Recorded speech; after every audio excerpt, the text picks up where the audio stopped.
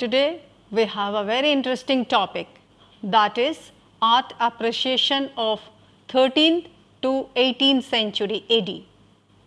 Subject is painting. अब बात करेंगे श्रृंगार का. श्रृंगार एक पेंटिंग है, बहुत ही famous, one of the famous painting है गुलेर मिनिएचर का. सो पेंटिंग श्रृंगार इस तरह के विषय के साथ साथ एक विशिष्ट राजपूत पेंटिंग है. शादी के लिए दुल्हन को सजाया जा रहा है. आंकड़े के एक वास्तुशिल्प सेटिंग के खिलाफ सही हार्मनी और संतुलन में रखे गए हैं. ये श्रृंगार का चित्र है. इसमें कई सारे ह्यूमन फिगर है, वुमन फिगर है, और इसमें एक चीज़ है, इसमें दुल्हन को सजाने का दृश्य है, तभी इसका नाम है श्रृंगार. दुल्हन को जो सजा रहे हैं, ये दुल्हन को जो श्रृंगार कर रहे हैं, कितने तरह से एक दुल्हन को कोई बाल उनका बाल को संवार रहे हैं, चंदन का लेप लगा रहे, कोई चंदन बना रहे, कोई फूल की माला बना रहे हैं. तो उस दुल्हन को सजाने को जो तरह तरह की चित्र बनाया जाता है, ये श्रृंगार उसी का ही एक बहुत ही सुंदर एग्जाम्पल है. एंड इस चित्र की बैकग्राउंड में जो छोटा छोटा एक जगह बना रखा है, वहाँ पे रात को दिया जलाते थे. जैसे नॉर्मली इस तरह से जो राज दरबार में ऐसी बहुत छोटा छोटा जगह होती थी जहाँ पे बड़े बड़े दिया जलाया जाता था, उसी से ही वो आलोकित होती थी, वो लाइट, उसी से ही लाइटिंग होता था घर पे, क्योंकि उस समय पे इलेक्ट्रिसिटी नहीं था. इसीलिए सारे घर पे, जैसे ये शाही अगर चित्र हम इसको माने, तो ये दरबार में राजा के दरबार में ऐसी बहुत सारे ऐसी जगह होती थी जहाँ पे दिया जला के सारे घर को पूरा लाइट से भर जाते थे, लाइट होता था. और ये जो जगह है, ये बिल्कुल ये भी बनाना नहीं छोड़ा आर्टिस्ट है. और दूसरी बात ये है कि जैसे वो घर के बाहर बरामदा में जब बनाते थे, वो इस तरह से सारे सखिया माने या मेड, इनकी जो सभी लोग ये दुल्हन को जो सुंदर से सजा रहे, और दुल्हन बिल्कुल अपना एक शर्मीली चेहरा या शर्मीली एक बॉडी में जो एक लचीलापन है, सारी चीज़ें ये दिखाई दे रहा है. क्योंकि उस समय वो जो एक अपना एक कहीं मैरिज की बात सोच के जो एक शर्माती हुई जो दुल्हन को दिखाया गया है, बहुत ही लाजवाब है इस पेंटिंग में. एक मेड चंदन का लेप तैयार कर रही है, अन्य महिलाएं दुल्हन की पैर में पायल बांध रहे हैं. 2 खड़े आंकड़े हैं, कई आईने पकड़े हुए हैं, तो कोई फूल की माला बना रहा है. एक महिला एक सहायक के साथ दुल्हन की बालों में कंघी करने में लगी है. एक बुजुर्ग महिला पूरी प्रक्रिया का निगरानी कर रही है. यही उनका प्रोसीडियर होता था शाही दरबार में. दुल्हन की मुद्रा में शर्म और लालित्य के सार का संचार करने में चित्रकार की चित्रकारी उल्लेखनीय है. सुंदर चेहरे, सुंदर व्यवहार और रंगों का कोमल सामंजस्य गुलेर स्कूल की विशेषताएं है. जैन लघु चित्र का विकास 7वीं शताब्दी ईस्वी से पूरे भारत में हुआ, और 10वीं शताब्दी ईस्वी सन और 25वीं शताब्दी ईस्वी के दौरान अपनी परिपक्वता पहुंच गया. ये है जैन मैन्युस्क्रिप्ट. तो ये जैन मैन्युस्क्रिप्ट का एक खूबी ये है, जो हमने बहुत सारी चीज़ें देखा इस पीरियड में, बहुत कुछ हमने देखा है. जैसे गुलेर को देखा, अभी हम जैन मैन्युस्क्रिप्ट के बारे में बात करते हैं, क्योंकि बहुत सारे मैन्युस्क्रिप्ट इस समय पे पाया गया था. और इस मैन्युस्क्रिप्ट में जो खूबी है वो देखिए, चारों तरफ इसमें बॉर्डर बनाया गया है, ये इनकी आइडेंटिटी है.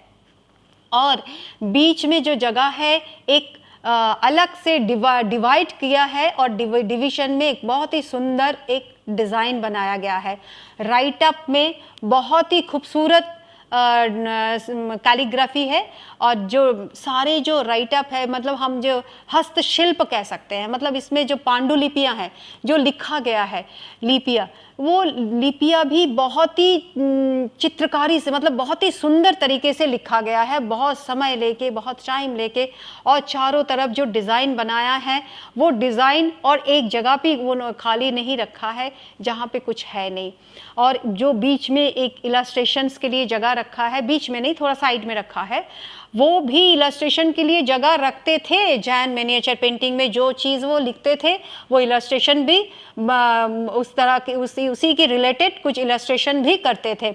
और जो बॉर्डर वो बनाते थे, बॉर्डर में भी वो सारी चीज़ें फ्लावर एंड शंख, इस तरह की कोई भी मोटिव्स वो ज़्यादातर यूज़ करते थे, कोई भी जगह ऐसी नहीं छोड़ते थे। और दूसरी बात है colour, colour locally available colour से ही वो यूज़ करते थे, और इसमें गोल्ड का एंड सिल्वर का भी चूर्ण इसमें यूज़ किया जाता था। तो कलर यूज़ करने में भी कितना टाइम लगता था ये आप थोड़ी देर पहले ही देख लिया है, हमने बताया आपको 2 वीक्स लगता था उन्होंने कलर को तैयार करने के लिए। फिर कलर को जब वो बनाते थे, इसमें डिज़ाइन करते थे, सारी चीज़ें बहुत ही सुंदर तरीके से बनता था। तो एक मैन्युस्क्रिप्ट बनाने में कितना टाइम लगता था, कितना पेशेंस लगता था, कितना स्किल की ज़रूरत होती थी। एंड दूसरी बात है, इसमें जो डिज़ाइन बनाते थे, कोई भी डिज़ाइन, कोई भी ऐसा नहीं है कि बैलेंस की कमी है, हर जगह पे बहुत ही सुंदर डिज़ाइन बनाता था, और इसमें कलर हर जगह को कलर से भरते थे। तो ये जो मैन्युस्क्रिप्ट है इटसेल्फ बहुत ही ब्यूटीफुल आर्ट वर्क है। Kalpasutra one of the important design है जैन मिनिएचर पेंटिंग का। तो इसमें भी कल्पसूत्र एक कहानी का भी एक ये दृश्य है। एंड दूसरी बात है, इस दृश्य में ये दिखाया गया है कि जो तीन चार ह्यूमन फिगर दिखाया गया है, और सारे मैन्युस्क्रिप्ट में जितने भी इन्होंने बनाया, कोई कम ह्यूमन फिगर नहीं दिखाते थे, वो बहुत ज़्यादा ह्यूमन फिगर दिखाते थे। एंड बच्चे के साथ माँ का जो ये प्यार दिखाया जा रहा है, बहुत ही सुंदर तरीके से दिखाया जा रहा है। और चारों तरफ उनको सेवा करने के लिए जो मेड सर्वेंट, जो मेड्स हैं, उनको हर तरह से सेवा कर रहे हैं मादर को।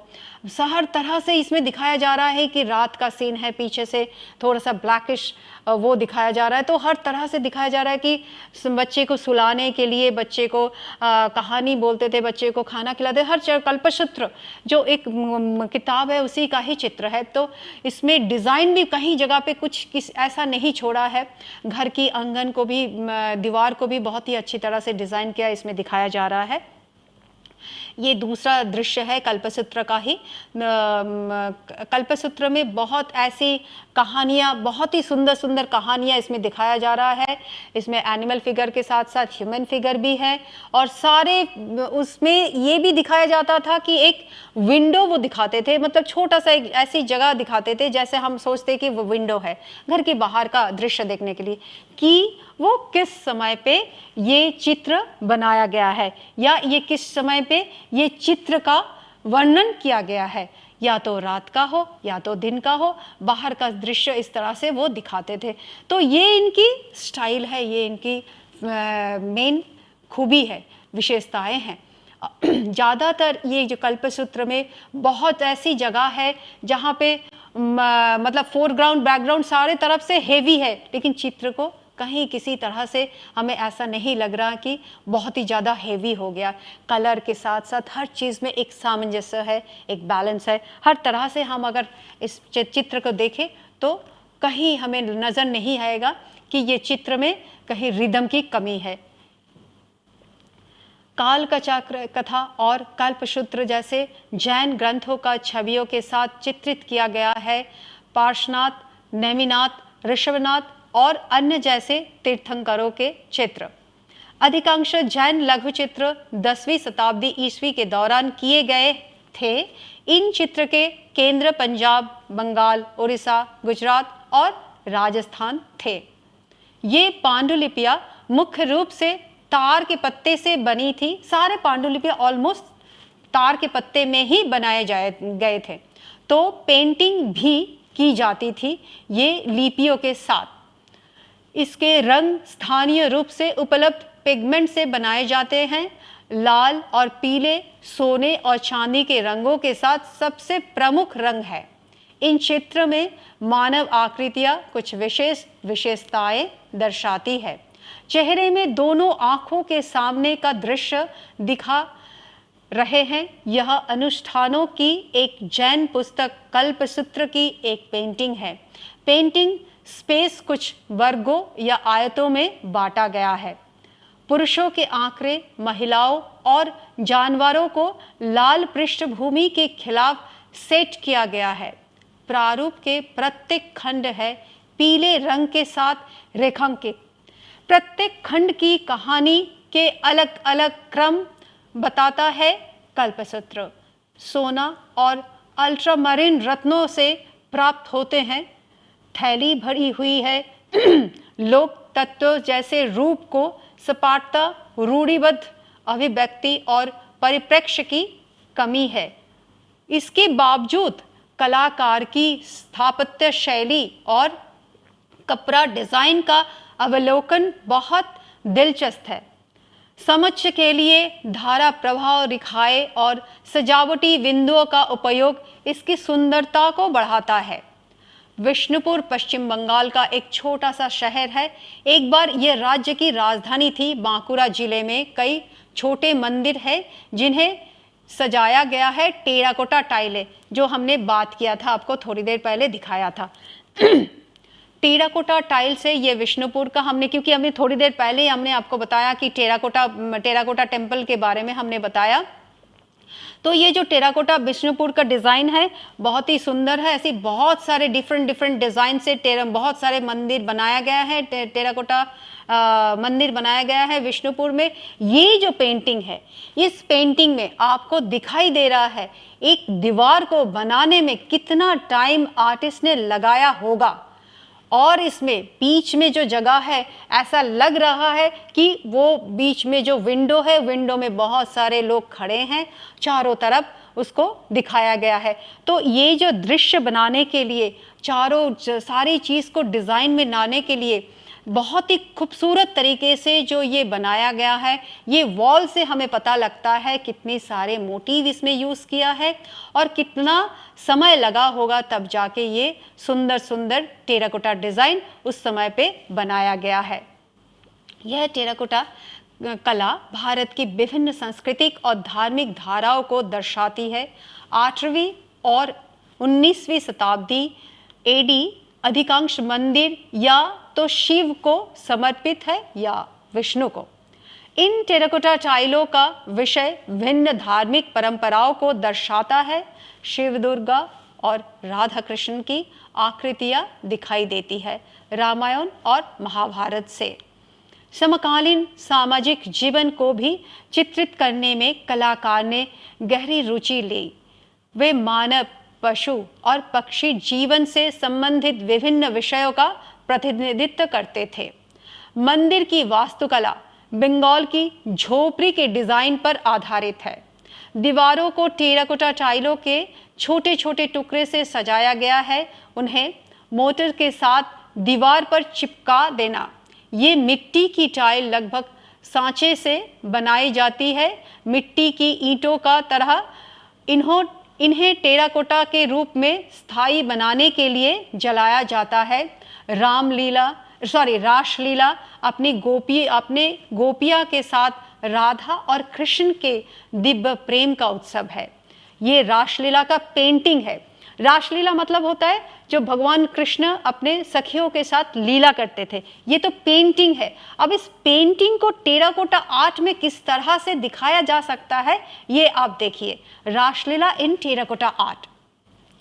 इस आर्ट में रासलीला बनाना एक मिट्टी के ऊपर बहुत ही मुश्किल काम है, लेकिन आर्टिस्ट ने अपनी खूबी से, अपने स्किल से बहुत ही सुंदर तरीके से इस पेंटिंग को बनाए हैं।